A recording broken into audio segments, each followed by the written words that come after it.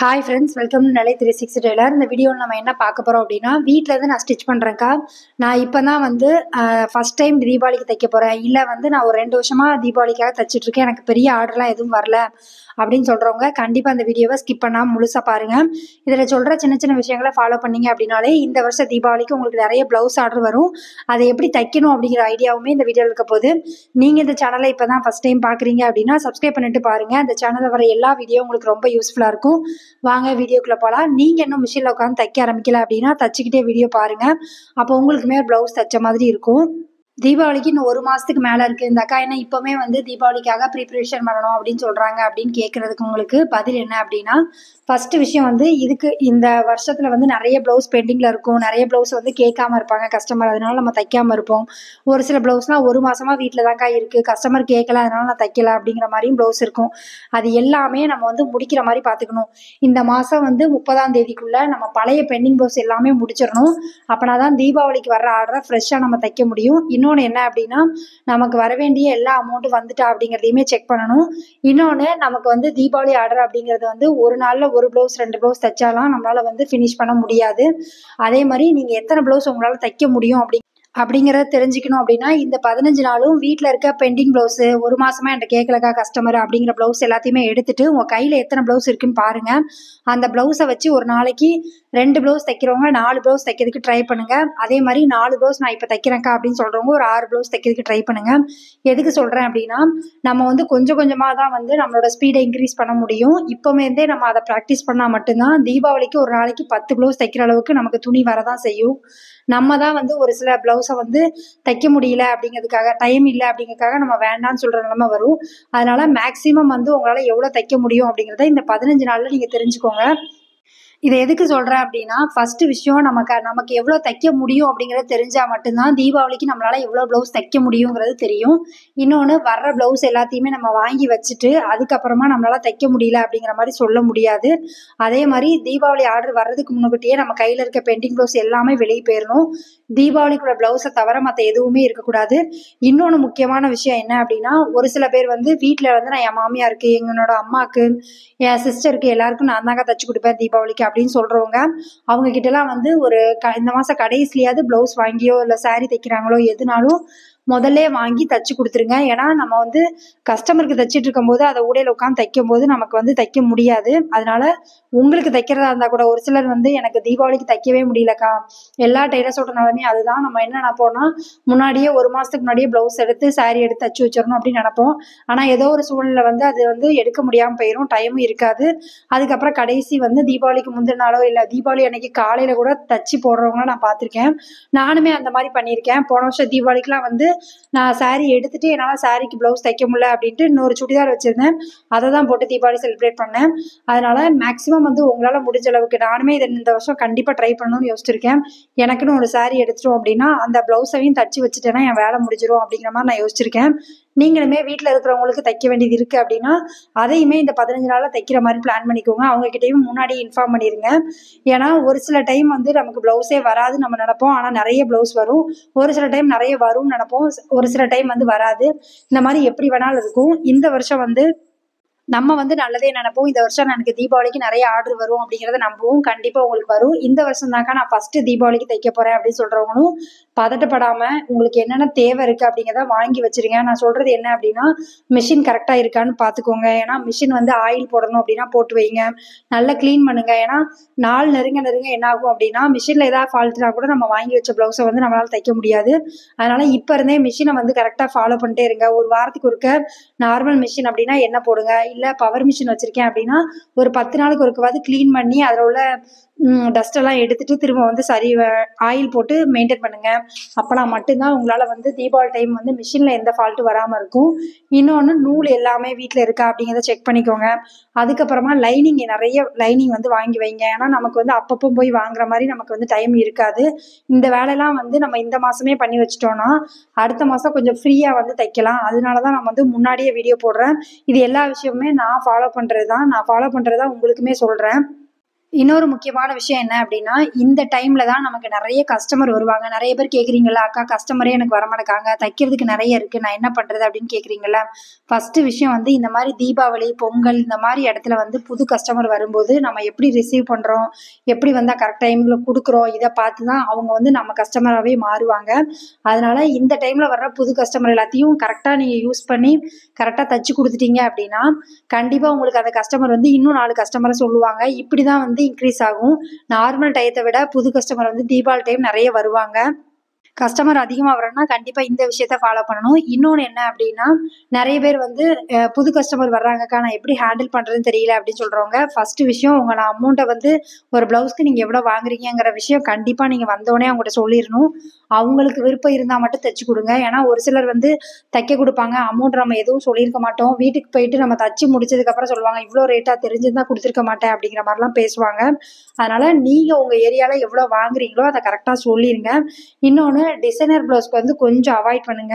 எதுக்கு சொல்றேன் அப்டின்னா, இப்போ ஒரு ப்ளவுஸ் தைக்கிறதுக்கு ஒரு 3 மணி நேரம் ஒரு டிசைன் வைக்கணும் அப்டின்னா, கண்டிப்பா வந்து 2 மணி நேரத்துலேருந்து 3 மணி நேரம் ஆகும். அந்த டைம்ல ஒரு நார்மல் ப்ளவுஸ் தச்சோம் அப்டின்னா, நமக்கு அதுக்கு அமௌண்ட் எக்ஸ்ட்ரா கிடைக்கும். இன்னொன்னு டிசைனர் ப்ளவுஸ்க்கு வந்து நம்ம ஒரு ரூ. 400 தையக்கூலி கேட்குறோம் அப்டின்னா, மனசார குடுக்க மாட்டாங்க. அதனால மேக்ஸிமம் வந்து டிசைனர் ப்ளவுஸ் கொஞ்சம் அவாய்ட் பண்ணிக்கோங்க. கொஞ்சம் ஈஸியா இருக்கு. ஒரு 1 ஹவர்ல முடிச்சிடலாம் அப்டிங்கிற மாரி ப்ளவுஸ் மட்டும் வாங்கிக்கோங்க. ஏன்னா, நெறைய பேர் வந்து இந்த விஷயத்துல தான் மாட்டுவாங்க. ஒரு சிலவர் வந்து என்ட்ட கேட்கறது என்ன அப்டின்னா, "அக்கா 1 வருஷமா நான் ஒரே அமௌண்ட் தான் வாங்குறேன். ஒரு ரூ. 5 இல்ல ரூ. 10 ஏத்தணும்னு நெனைக்கிறேன். எப்போ ஏத்தணும்?" அப்டின்னா, தீபாவளி டைம் அந்த மாரி டைம்ல தான் நம்ம ஏத்த முடியும். அப்பதான் நமக்கு தெரியாது. ஏன்னா, ஒரு வருஷத்துக்கு ஒரு தடவ ஒரு ரூ. 10 ஏத்துறது ஒண்ணும் தப்பு கிடையாது. நீங்க கஸ்டமர்ட்ட சொல்லிட்டே வந்து செய்யுங்க.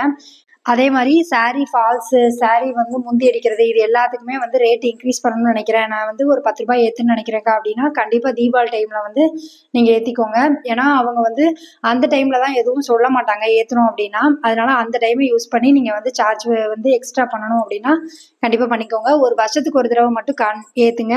அவங்களுமே சரின்னு சொல்லிருவாங்க. ஏன்னா, நமக்கு வந்து வருஷம் வருஷம் எல்லாத்தோட விலைவாசியுமே கூட தான் செய்யுது. அதனால ஏத்திக்கோங்க.